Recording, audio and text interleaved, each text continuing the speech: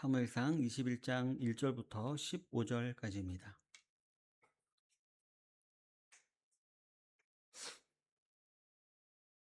사무엘상 21장 1절부터 15절까지입니다. 우리 한 절씩 교독하도록 하겠습니다. 제가 먼저 읽겠습니다. 다윗이 노베 가서 제사장 아히멜렉에게 이르니 아히멜렉이 떨며 다윗을 영접하여 그에게 이르되 어찌하여 네가 홀로 있고 함께하는 자가 아무도 없느냐 하니 다윗이 제사장 아히멜렉에게 이르되 왕이 내게 이를 명령하고 이르시기를 내가 너를 보내는 것과 내게 명령한 일을 아무것도 사람에게 알리지 말라 하시고 내가 나의 소년들을 이러이러한 곳으로 오라고 말하였나이다.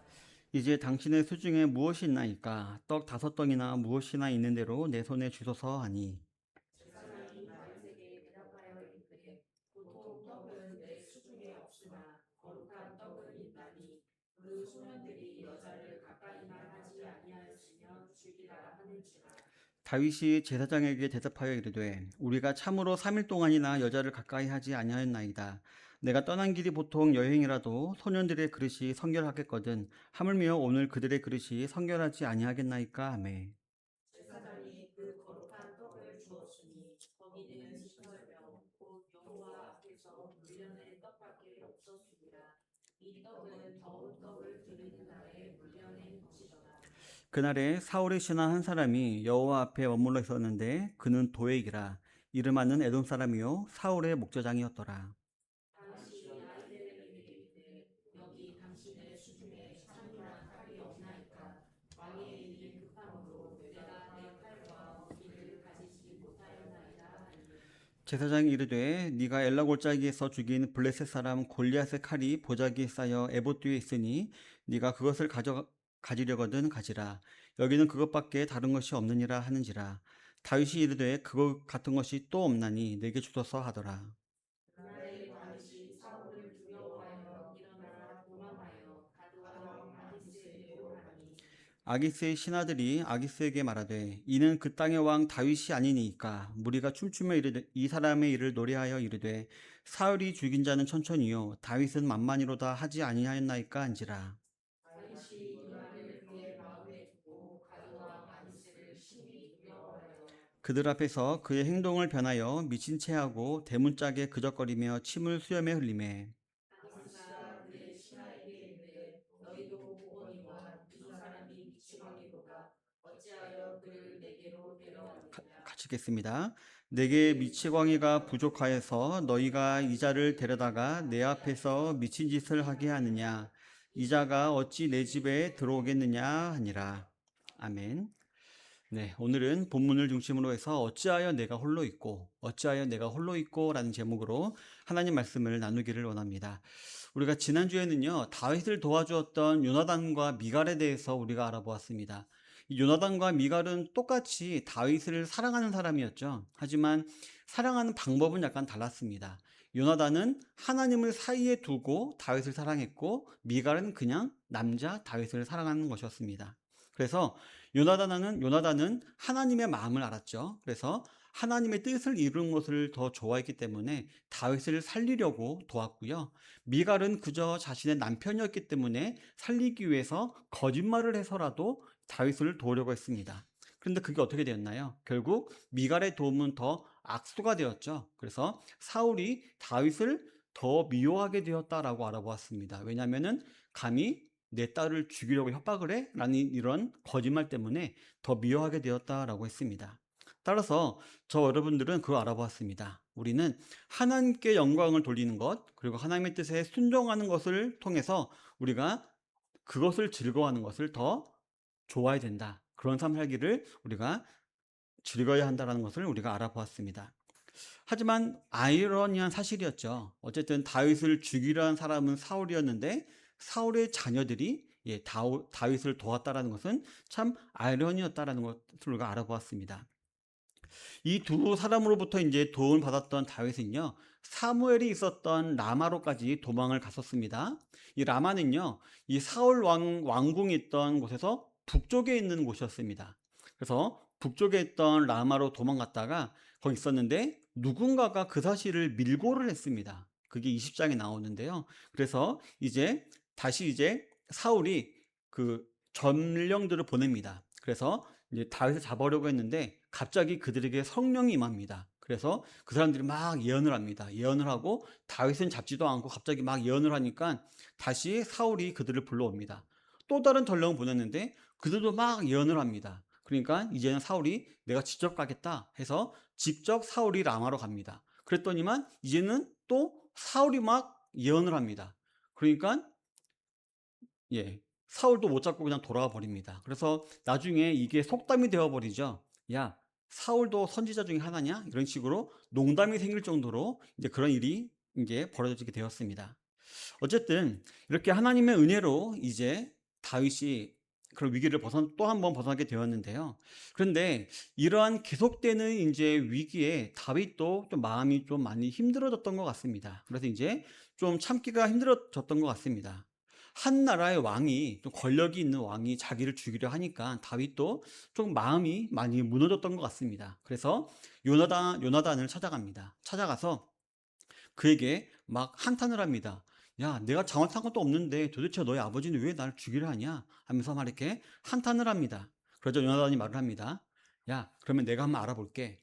내 아버지는 나에게 숨기는 것이 하나도 없으니까 내가 아버지한테 물어봐서 너를 죽이려는 마음이 진짜인지 가짜인지 내가 한번 알아볼게. 라고 가봅니다. 근데 요나단에 가서 물어보니까 사울이 요나단까지 죽이려고 하죠. 따라서 사울이 다윗을 죽이려는 마음이 진심인 것을 알게 됩니다. 그래서 이제 20장 후반부에 보면은 이제 요나단과 다윗이 이제 완전히 헤어지게 됩니다. 이제 마지막 이제 서로 이제 이만추만하면서 이제 헤어지고 마지막으로 이제 언약을 맺게 됩니다. 우리가 누가 살아남든 우리 서로의 가족은 우리가 끝까지 돌봐주자라는 언약을 다시 한번 하고 이제 헤어지게 됩니다. 이는 나중에 제가 지난주 말씀드렸죠. 요나단의 절름말이 아들. 제가 지난주에는 무비보셋이라고 했는데요. 그게 아니라 이스보셋이었더라고요. 이름이 비슷하고 헷갈렸는데요. 네. 이스보셋이라는 아들을 거둬줌으로써 다윗이 그 언약을 지키는 것으로 증명이 되어 있습니다. 어쨌든 요나단의 도움으로 도망길을 시작한 다윗은요.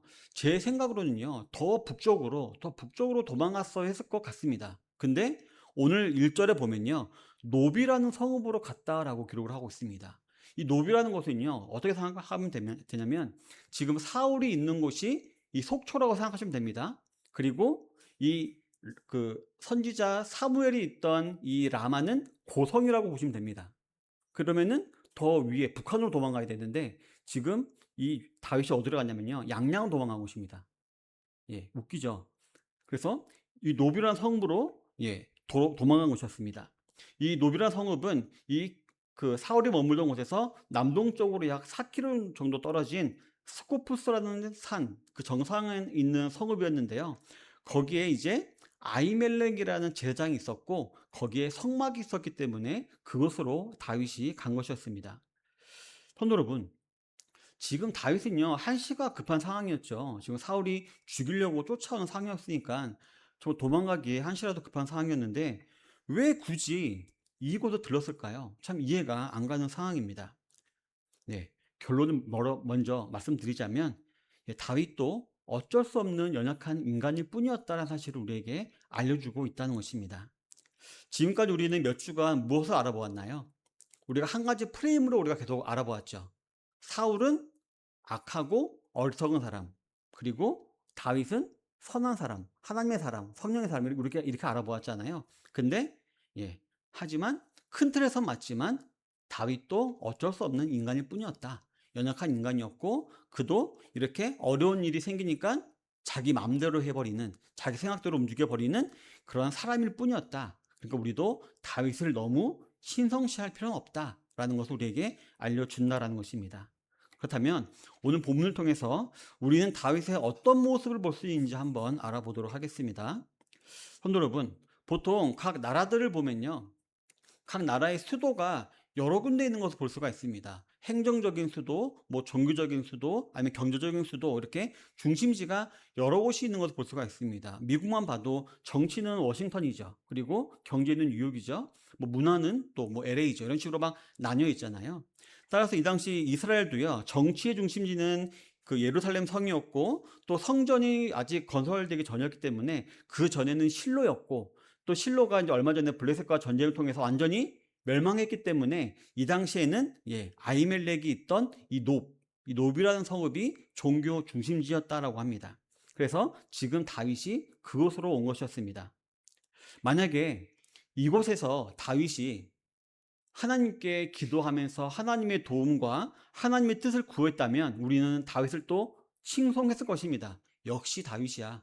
역시 다윗 하나님께 도움을 구하고 하나님의 뜻을 구하는구나 라고 우리가 다윗을 칭송했을 것입니다. 그런데요, 이어지는 내용을 보면요, 다윗이 하나님의 뜻을 구하거나 하나님의 도움을 구했다라는 내용은 그 어디에서도 찾아볼 수가 없습니다. 따라서 우리는 한번 그 정황을 한번 살펴보면서 다윗의 마음을 한번 우리가 살펴볼 수 있어야 할 줄로 믿습니다. 본문 1절에 보면 다윗이 노베 가서 제사장 아히멜렉에게 이르니 아히멜렉이 떨며 다윗을 영접하여 그에게 이르되 어찌하여 네가 홀로 있고 함께하는 자가 아무도 없느냐 하니 라고 기록을 하고 있습니다. 오늘 본문에 보니까요, 아히멜렉이 다윗이 온 것을 보고요, 떨면서 영접을 했다라고 기록을 하고 있습니다. 아마도 왜 떨었을까요? 아마 이 아히멜렉도 아무리 이 종교인이지만 이 예루살렘 성에서 이루어지고 있는 모든 일들을 다 들어서 알고 있었을 것입니다. 사울이 다윗을 죽이려 한다, 암투가 있다라는 것을 알고 있었는데 이 왕의 대적인 다윗이 자기한테 오니까 아마 좀 뭔가 좀 공포했을 것입니다. 그래서 괜히 내가 다윗과 엮였다가 나까지 피해보는 거 아니야? 라는 그런 두려움 때문에 떨었을 것이다 라고 우리가 볼 수가 있습니다. 그래서 그는 확인이라도 해보려는 듯이 이렇게 물어본 것입니다. 어찌하여 홀로 왔느냐? 함께한 자가 없느냐? 라고 물어보았던 것이었습니다. 그래서 이때 다윗도 눈치를 챈 것 같습니다. 아, 이미 소문 다 났구나. 내가 쫓기고 있는 게 소문났구나. 라는 것을 아마 눈치챈 것 같습니다. 그래서 다윗도 이제 빨리 시간 끌 필요 없이 내가 필요한 것만 얻고 가야겠다라고 마음을 먹었던 것 같습니다. 그래서 이어진 2절에 보면 이렇게 말을 하죠.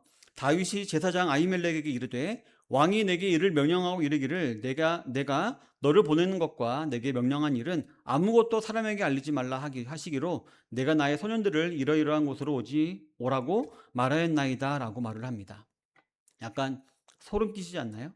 지금 다윗이 뭘 하고 있나요? 지금껏 정말 선한 모습만 보였던 다윗이요, 정말 눈 하나 깜짝 안 하고 태연이 뭘 하고 있나요? 거짓말을 하고 있습니다.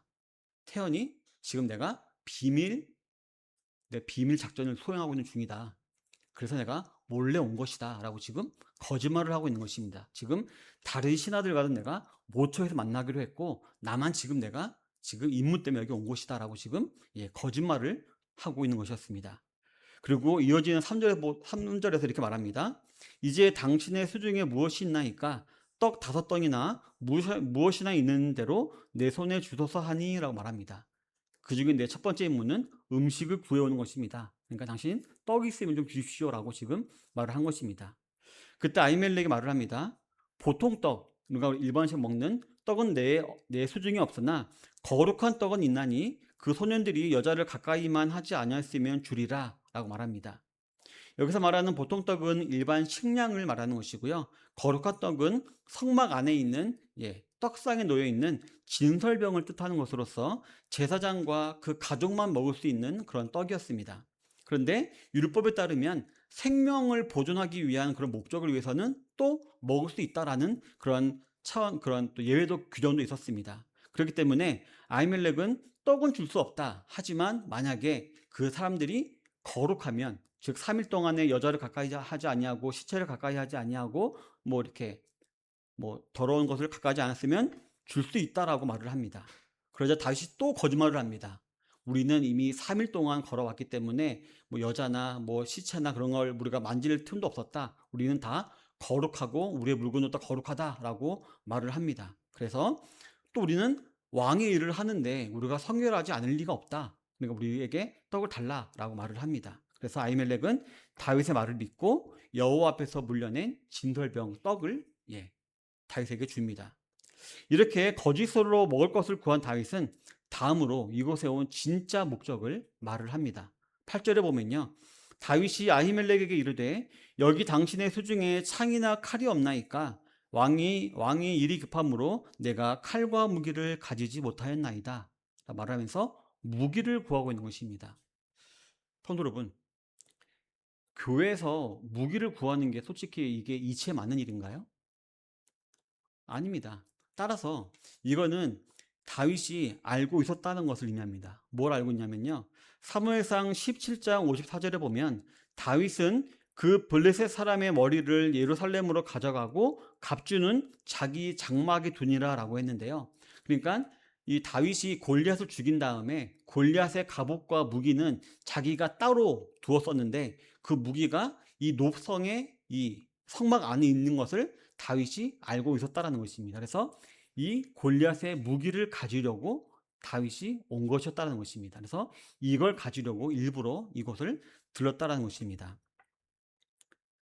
따라서 다윗은 이것을 가지려고 온 것인데 마치 모르는 척 혹시 여기 칼이 있습니까? 라고 이렇게 태연하게 물어본 것이었습니다. 즉 다윗이 굳이 이곳에 들른 주 목적, 그 바쁜 와중에 도망가는 바쁜 와중에 위험한 와중에 굳이 이 성막을 들른 목적은 이 골리앗의 칼을 얻기 위한 것이었다는 것이었습니다. 약간 궁금해지죠. 우리가 알아보았듯이 골리앗의 칼은 얼마만큼 컸었나요? 아마 모르긴 몰라도 아마 대엽 형제 키만한 칼이었을 거예요. 그렇기 때문에 보통 사람들은 들지도 못하고 휘두르지 못하는 그런 칼입니다. 그런데 그런 칼이 도대체 왜 필요했을까요? 그 이유는 나중에 나옵니다. 나중에 알아보고요. 어쨌든 이러한 다윗의 의도를 알았는지 몰랐는지 모르겠지만 아히멜렉은 그냥 순진하게 말을 합니다. 있다. 네가 엘라 골짜기에서 죽인 블레셋 사람 골리앗의 칼이 보자기에 쌓여서 에봇 뒤에 있으니 네가 그것을 가져가려거든 가져가라. 여기에는 그것밖에 다른 것이 없다라고 이렇게 말을 합니다. 그러자 다윗은 기뻐하면서 그 같은 것이 내게 없나이다 라고 말을 하면서 내게 주소서 하고 가져갑니다. 그리고는 곧바로 길을 떠나게 됩니다. 뭔가 빠졌죠. 성막에 왔으면은 기도라도 해야죠. 제사라도 드려야죠. 근데 그런 거 없이 그냥 칼만 가지고 홀라당 그냥 가버리고 맙니다. 즉 그는 그 마음에 어떤 심경의 변화가 있었는지 모르겠지만 이어지는 10절 이후의 내용을 보면 갑자기 그가 사울처럼 자기 생각대로 움직여버리는 사람이 되어버리고 만 것이었습니다. 성도 여러분, 이제 오늘 읽은 21장부터요 이후의 9장 30장까지는요 다윗의 광야 생활 13년간의 광야 생활이 기록이 되어 있습니다. 마치 출애굽한 이스라엘 백성들이 43년간 광야 생활을 거친 이후에 약속받은 적각골이 흐르는 가나안 땅에 입성했듯이 다윗은 약 이 13년의 광야 생활을 거친 이후에 이스라엘의 2대 왕이 되는 것입니다. 그리고 오늘 본문의 기록은요. 앞으로 다윗이 이 광야 생활을 통해서 무엇을 배우게 될 것인지에 대한 힌트를 우리에게 준다라고 볼 수가 있는 것입니다. 그리고 이것은요. 지금 저와 여러분들의 삶이 어떤 삶인가요? 가나안 땅 같은 삶인가요? 젖과 꿀이 흐르는 땅에서 우리가 지금 행복하게 살고 있나요? 아니죠. 광야와 같은 삶이죠. 그런 삶에서 우리가 어떻게 살아가야 하는지 그런 힌트도 그런 도움도 교훈도 우리에게 알려주는 것입니다. 그렇다면 성도 여러분, 광야와 같은 이 삶에서 저 여러분들은 어떻게 살아가야 할까요? 첫 번째로는요. 하나님 중심의 신앙으로 우리는 살아갈 줄 알아야 합니다. 오늘 다윗은요. 하나님의 전에 왔지만 하나님께 묻지는 않고 자기 목적만 취하고 그냥 가버리고 말았습니다. 다른 종교와는 달리 우리 기독교는요. 철저히 먼저 우리를 사랑해 주시고 먼저 우리를 찾아오셔서 먼저 우리를 구원해 주신 하나님 중심의 신앙을 우리는 가지고 있어야 합니다. 그리고 그 하나님이 절대로 우리를 혼자 내버려 두시지 않는다라는 것을 우리는 확신하는 그런 신앙을 가지고 있어야 합니다.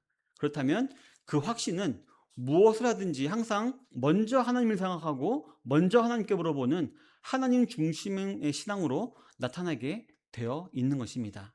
그런데 이 하나님 중심의 신앙은요, 어느 날 한 번 하늘에서 툭 갑자기 뚝 떨어질까요?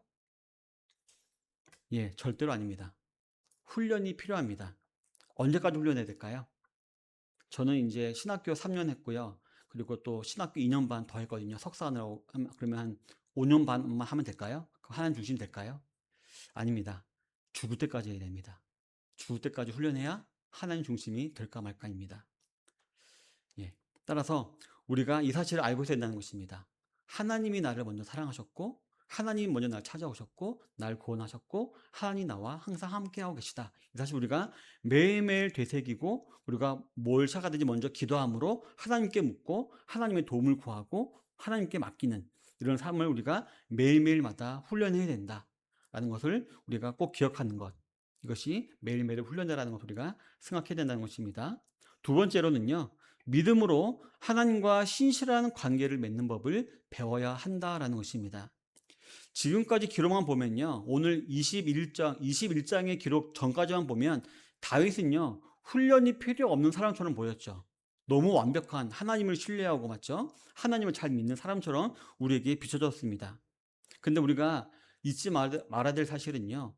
이 사울 왕도 처음에는 그런 사람처럼 보였다는 것입니다. 사울도 겸손했고요. 그리고 정말 외모도 출중했고 능력이 그런 충만했던 사람이었던 걸 우리가 기억해야 된다는 것입니다. 즉 다윗도 분명히 타락할 소지가 충분한 한낱 인간이었을 따름이었으므로 하나님이 왕이 아닌 자신이 왕인 것처럼 교만하게 행할 소지가 충분했기 때문에 이 광야 기간은 다윗에게도 반드시 필요한 것이었다라는 것입니다.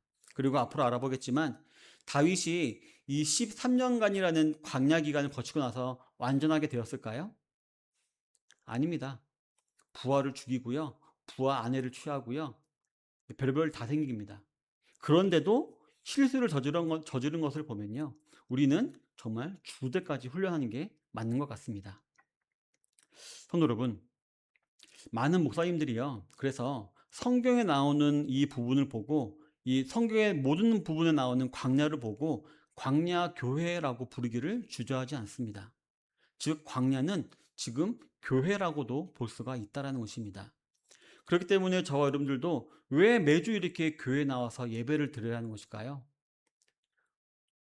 우스갯소리로 저기 성당 다니는 사람들은요, 평생 3번만 나가면 된대요. 태어날 때, 결혼할 때, 죽을 때. 근데 왜 우리 교회 다니는 사람들은 새벽마다 나오고, 수요일 나오고, 어떤 교회는 금요일, 또 뭐 목요 전도, 토요일 어린이 예배, 주일 오전, 오후 이렇게 많이 나올까요? 네.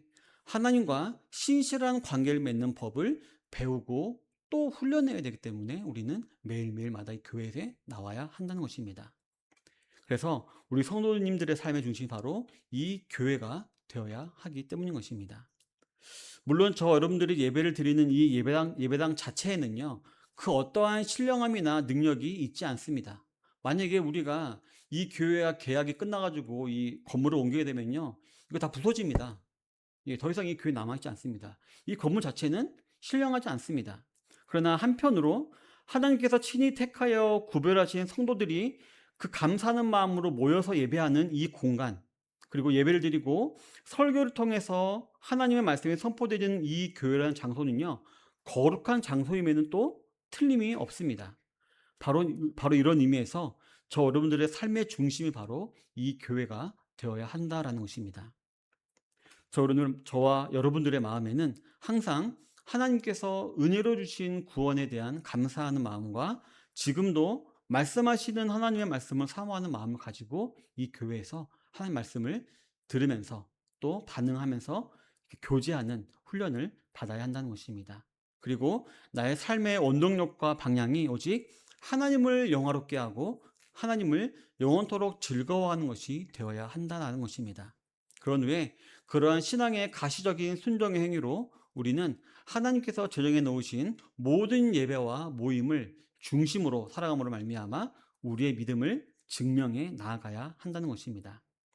하지만 성도 여러분, 여기서 저와 여러분들이 절대로 잊지 말아야 할 것이 한 가지 있는데요. 먼저는요, 우리 성도들도요, 종종, 아니 자주 연약한 가운데 떨어지곤 한다는 사실을 기억해야 한다는 것입니다. 즉 성도들이요 오늘 본문의 다윗처럼요 공공한 상태로 떨어지는 악한 때가 있고 이런 극심한 억압과 고통은 종종 지혜로운 자까지도 어리석게 행동하도록 만들 때가 있다라는 것입니다. 예, 지금 저하고 이제 그 우리 대형제하고 많이 교제를 하면서 좀 대형제가 많이 기분이 좋아진 것 같아요. 근데 어저께 갑자기 물어보더라고요. 저 이러다 갑자기 저 신앙 떨어지면 어떡하죠? 미리 걱정하더라고요. 예, 아마 그럴 때가 오긴 올 겁니다, 분명히.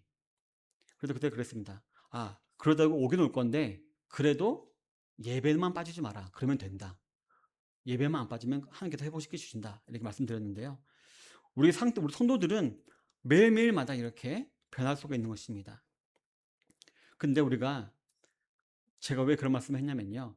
성경에 이런 말씀이 있기 때문입니다. 죄가 많은 곳에 하나님의 은혜가 넘치기 때문이다라는 말씀이 있기 때문입니다. 우리 사람이 연약한 힘이 많은 곳에 하나님의 은혜가 더 넘치고 있기 때문인 것입니다.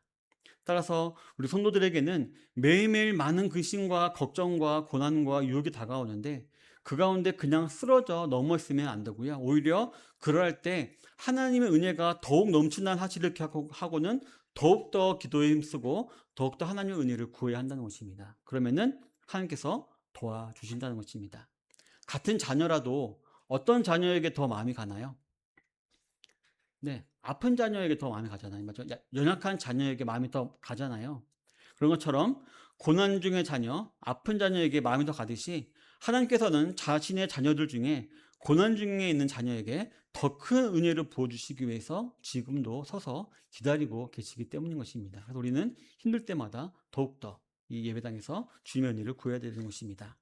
그런즉 선줄로 생각하는 자는 넘어질까 조심하라 라는 말씀도 있듯이 우리는 절대로 우리의 신앙을 과신해서도 안 되고요. 오히려 예수님께서도 우리를 시험에 들게 하지 마옵시며 라고 기도하라 라고 하셨잖아요. 우리 주기도문에 보면 명령하셨듯이 항상 우리는 이렇게 기도해야 됩니다. 우리를 시험에 들게 하지 마옵시며 라고 우리는 매일매일마다 기도하며 살아갈 수 있어야 하는 것입니다. 이러한 지혜로 이러한 광야와 같은 세상에서 넉넉히 승리하며 나아가시는 우리 선양의 모든 성도님들이 다 되시기를 바라겠습니다. 우리 사랑하는 성도 여러분, 결론입니다.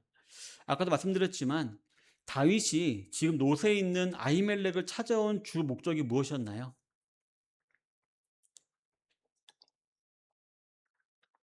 네, 골리앗의 칼이었죠. 저는 이 부분이 참 많이 묵상이 되었습니다. 왜 골리앗의 칼을 가지러 왔을까? 커서 분명히 사용도 못할 텐데 도대체 왜 옛날에 골리앗을 이겼던 그 추억으로 좀 힘을 얻으려고 그러나? 뭐 별의별 생각을 다 해봤습니다. 그런데요, 그 답이 의외로 간단했습니다.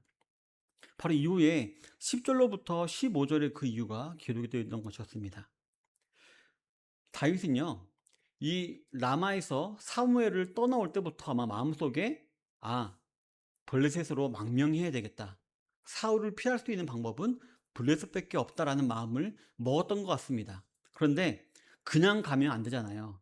그냥 가면 안 되니까 골리앗의 칼이라도 가져가 가지고 뇌물로 바치고 좀 환심을 사고 그래서 좀 뭐라도 자리라도 좀 차지하고 좀 그러려고 하는 계획이 아니었을까라는 그런 생각이 좀 들었습니다. 약간 좀 뇌물로 바치려는 얄팍한 수가 아니었나라는 그런 생각이 들었습니다.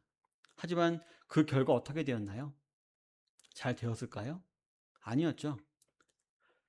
먼저는요, 다윗의 명성이 바닥까지 떨어졌습니다. 분명히요, 사무엘상 18장 30절에 보면 어떻게 기록되어 있나요?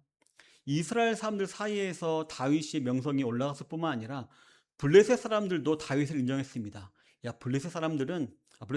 다윗. 저 이스라엘에는 사울이 왕 자리에 있지만 진짜 왕은 다윗이야. 저 다윗이 존귀한 자라고 다윗이 인정받고 있던 상황이었습니다. 그래서 사람들은 노래도 불러. 사울이 죽인 자는 천천히고 다윗이 죽인 자는 만만이야. 라고 이렇게 인정하고 있던 상황이었습니다. 그런데 지금 다윗이 뭐 하고 있었나요? 미친 척 쇼를 하고 있죠. 침을 흘려서 수염을 적시고 약간 조금 저급한 표현을 쓰자면은 벽과 지금 부비부비를 하고 있죠. 그러면서 막 미친 척을 하면서 지금 어떻게든 이 상황을 지금 예, 빠져나가려고 하고 있는 것입니다. 그래서 정말 15절에 보면은 정말 치욕적인 말 듣게 되죠. 야, 우리나라에 미친놈이 부족해서 또 한 명 데려오려 그러냐? 빨리 쫓아내라. 이런 말까지 듣게 됩니다. 그리고 두 번째로는요, 다른 사람들에게 피해를 주게 되었습니다. 아기스 왕에게 뇌물로 주기 위해서 골리앗의 칼을 가지고 온 것이 어디였죠? 바로 노 성읍에 있는 제사장 엘리멜렉의 성막이었습니다. 아무것도 몰랐던 엘리멜렉에게 거짓말까지 하면서 골리앗의 칼을 가져온 결과 엘리멜렉은 어떻게 되었나요? 사울의 오해를 사게 되었습니다. 이후에 나오는데요. 사울의 오해를 사게 되었고요. 그 가문이요. 전부 다 몰살당했습니다. 본문 7절에 보면 그날에 사울의 신하 한 사람이 여호와 앞에 머물러 있었는데 그는 도액이라 이름하는 에돔 사람이요 사울의 목자장이었더라 라고 기록하고 있는데요. 이 에돔 사람 이 도액이요 출세하고 싶은 욕망에 사울에게 가서 고자질합니다. 엘리멜렉이 다윗을 도왔다 라고 고자질합니다. 그래서 어떻게 했을까요? 사울이 당장 와가지고 엘리멜렉 가문 85명을 다 죽여버립니다. 예, 이 다윗 때문에 애꿎은 85명이 죽어버리고 만 것입니다. 엘리멜렉은 어떻게 했나요? 그저 친절을 베풀었죠. 떡 주고 칼 주고 친절을 베풀었을 뿐인데 온 가문이 죽어버리는 비극을 당하게 된 것이었습니다. 괜한 피해를 주고 만 것이었습니다. 어쨌든 10절로 15절의 내용은요. 이 말씀을 읽는 독자로 하여금 참 당황스럽게 만드는 내용뿐인 것입니다. 블레셋으로 망명하려는 계획은요. 누가 봐도 이거는 나잡아 잡소하는 그런 멍청한 계획 아닙니까? 아마도 다윗은 블레셋 사람들이 자신을 몰라볼 것이라고 순진하게 생각했던 것 같습니다. 그러나 앞에서 말씀드렸듯이 다윗은 블레셋과의 수많은 전투에서 이미 승리를 했었고 그로 인해 이미 방백들 사이에서는 유명인이었습니다. 그리고 사울이 죽인 자는 천천히요 다윗이 죽인 자는 만만이라는 노래까지도 알고 있을 정도였던 것이었습니다. 결국 다윗은 블레셋으로 오자마자 블레셋 방백이 자신을 죽이려 한다는 사실을 알아차리게 되었고 이제 다윗의 두려움의 대상은 하나님도 아니었고 사울도 아니었고 눈앞에 아기스 왕으로 바뀌게 되었던 것이었습니다. 그래서 이를 벗어나기 위해서 침을 흘려서 침을 적신 채로 벽에 의미 없는 낙서를 하면서 자신이 미쳤다라고 연기를 한 것이었습니다. 그러자 하나님께서 좀 아기스의 마음을 움직이셨는지 좀 눈을 가리셨는지 그 자리에서 죽여버려라 라고 하지 않고 그냥 쫓아내라 라고만 이렇게 합니다. 이처럼 다윗은 어리석게 행했는데도 하나님께서는 또 한 번 기회를 주셨고요. 그를 살려주셨던 것이었습니다. 근데 이건 다윗이라고 특별 하나님께서 기회를 주신 것일까요? 아니었죠. 하나님께서 분명히 사울에게도 여러 번 기회를 주셨었죠. 근데 사울은 그때마다 어떻게 했나요?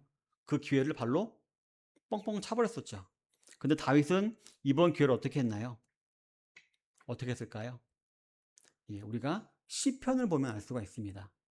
시편 34편에 보면요. 이런 기록이 있습니다. 7절에 보니까요. 여호와의 천사가 주를 경외하는 자를 둘러 진치고 그를 건지시는도다. 너희는 여호와의 선하심을 맛보아할지어다. 그에게 피하는 자는 복이 있도다. 너희 성도들아 여호와를 경외하라. 그를 경외하는 자에게는 부족함이 없도다. 이게 아마 이 34편 맨 위에 파란색으로 보면은 그 벗어난 후에 쓴 시라고 그 표제가 분명히 기록되어 있을 것입니다. 다윗은 이 경험을 통해서요. 하나님의 선하심을 깨닫게 되었다라고 했습니다. 하나님의 은혜로우심을 맛보아 알게 되었다라고 했습니다. 그래서 하나님을 경외하게 되었다라고 하나님을 찬양하고 다시 하나님을 의지하게 되었던 것이었습니다. 성도 여러분, 저 여러분들이 아무리 교회 중심으로 살아가고 날마다 기도와 말씀으로 살아가려고 다짐을 해도요. 사탄은요. 어느새 틈을 타고 들어옵니다. 우리가 얼마나 좀 되게 뭐라 그러죠? 우리 사람이 얼마나 좀 이렇게 허술한 사람인가요? 틈이 많이 있잖아요. 그 틈을 가지고 사탄이 쳐들어옵니다. 그래서 우리에게 두려움을 심어줍니다. 그래서 어느 목사님이 AI한테 물어봤대요. 성경에 두려움이라는 단어가 몇 번 나오냐 물어봤대요. 몇 번 나올까요? 366번 나온대요. 왜냐면요. 우리 1년이 며칠인가요? 365일이죠. 근데 가끔 6년이 있죠. 366일이 날 있죠. 그래서 365에서 이렇게 해석하더라고요. 재밌게. 근데 재밌기도 하지만 맞는 말인 것 같다라고도 합니다.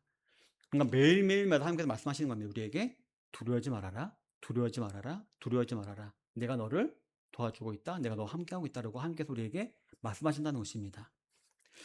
그래서 사탄은 맨날 우리에게 두려움을 주어서 우리로 하여금 잘못된 행동을 하도록 유도하고 우리를 절망과 낙심으로 넘어뜨리려고 한다라는 것입니다. 하지만 그때마다 우리는 이러한 경험을 먼저 한 신앙의 선배 다윗의 고백을 유의해서 우리는 들어봐야 할 줄로 믿습니다. 그래서 오늘 아까 읽었던 시편 34편에 기록된 8절, 그에게 피하는 자는 복이 있도다.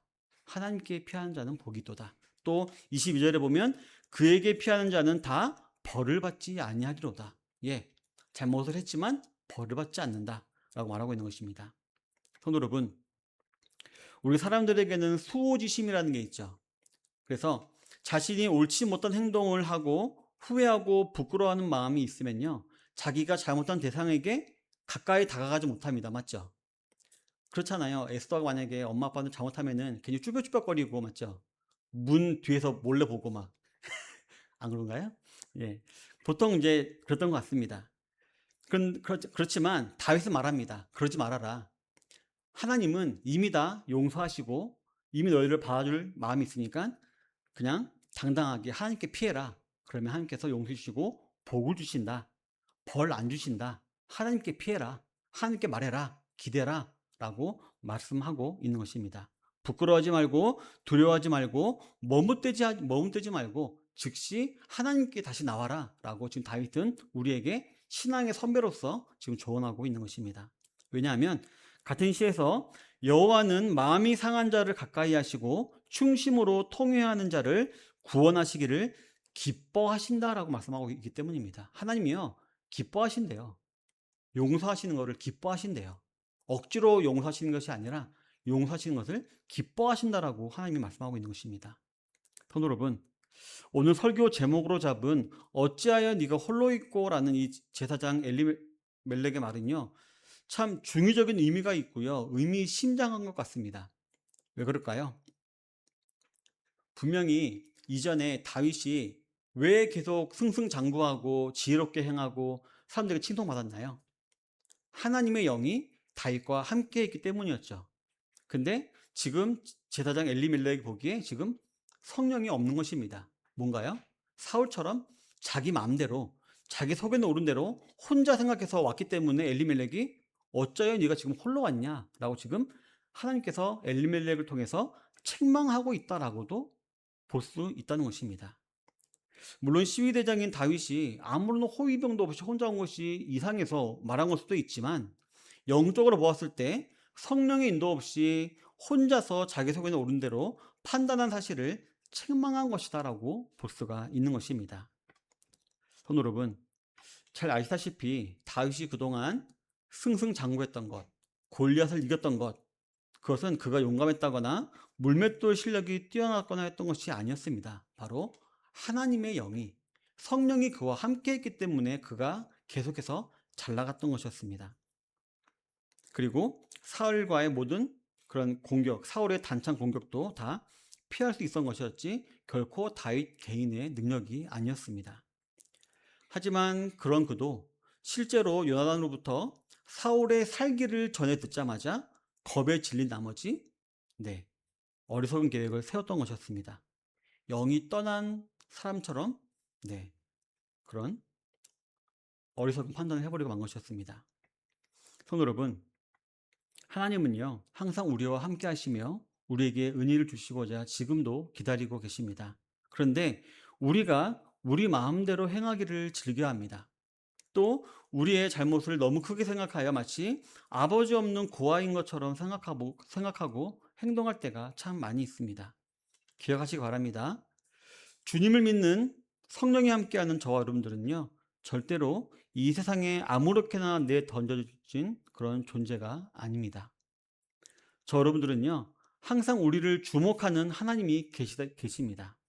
그리고 우리의 말에 귀를 기울이시는 아버지 하나님이 함께하고 계시는 자들임을 꼭 기억하고 계시기를 바랍니다.